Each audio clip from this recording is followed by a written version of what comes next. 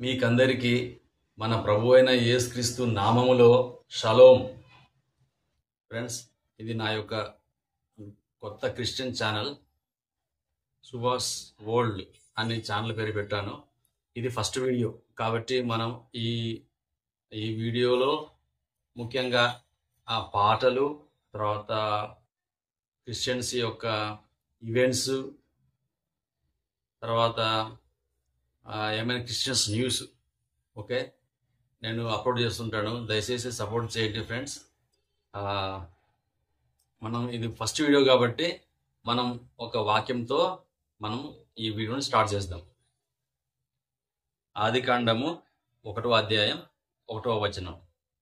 ఆదియందు దేవుడు భూమి ఆకాశములను సృజించెను. అదేవిధంగా కొత్త నిబంధన నుంచి కూడా వాక్యం చదువుకుందాం. మనం యోహాను సువార్త 1వ అధ్యాయం 1 నుంచి 3 వచనాలు చదువుకుందాం. ఆదియందు వాక్యం ఉండెను, వాక్యం దేవుని యొద్ద ఉండెను, వాక్యం దేవుడై ఉండెను. ఆయన ఆదియందు దేవుని యొద్ద ఉండెను. సమస్తమును ఆయన మూలంగా కలిగెను. కలిగి ఉన్న దేదియు ఆయన లేకుండా కలగలేదు. ఫ్రెండ్స్, ఈ వాక్యం చదవడానికి కారణం మీకు అర్థమై ఉంటుంది. మనం ఇప్పుడు ఎంజాయ్ చేస్తున్న ఈ లైఫ్ స్టైల్ కానీ ప్రతిదీ కూడా దేవుడు ఆయన కలగజేస్తేనే మనం ఇప్పుడు ఈ లైఫ్ స్టైల్ని ఎంజాయ్ చేస్తున్నాం. ఈవెన్ అనుకోవచ్చు సెల్ ఫోన్, ల్యాప్టాప్లు కూడా దేవుడు చేశాడంటే ఎస్, ప్రతిదీ కూడా పుట్టింది భూమి నుంచే కాబట్టి భూమి తయారు చేసింది ఎవరు? దేవుడే. ఈ టెక్నాలజీ ఎట్లా పుట్టింది? దేవుడు ఇస్తేనే కదా. మనిషికి ఆ జ్ఞానం ఇచ్చాడు కాబట్టి మనిషి తయారు చేసి ఇప్పుడు దేవుణ్ణే మర్చిపోయి జీవిస్తున్నాడు.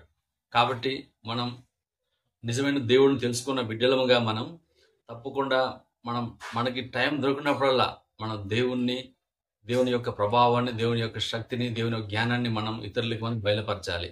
అదే మన యొక్క క్రిస్టియన్ యొక్క జీవితం. కాబట్టి ప్రతి ఒక్క క్రైస్తవుడు తప్పకుండా మనం ఈ బాధ్యత వహించి మనం ఈ లోకాశల్లో పడిపోకుండా దేవునిలో మనం ఎదిగి దేవుని కోసం జీవించేలాగన, ఒక దేవుని కోసం ఆత్మలు సంపాదించేలాగన మన జీవితాలు ఉండాలని కోరుకుంటూ ఈ యొక్క చిన్న వీడియో ముగిస్తున్నాను. ఓకే, తప్పకుండా ఫ్రెండ్స్ సపోర్ట్ చేయండి. థ్యాంక్ యూ మీకు అందరికీ. ఇంకొక వీడియోతో మళ్ళా కలుద్దాం.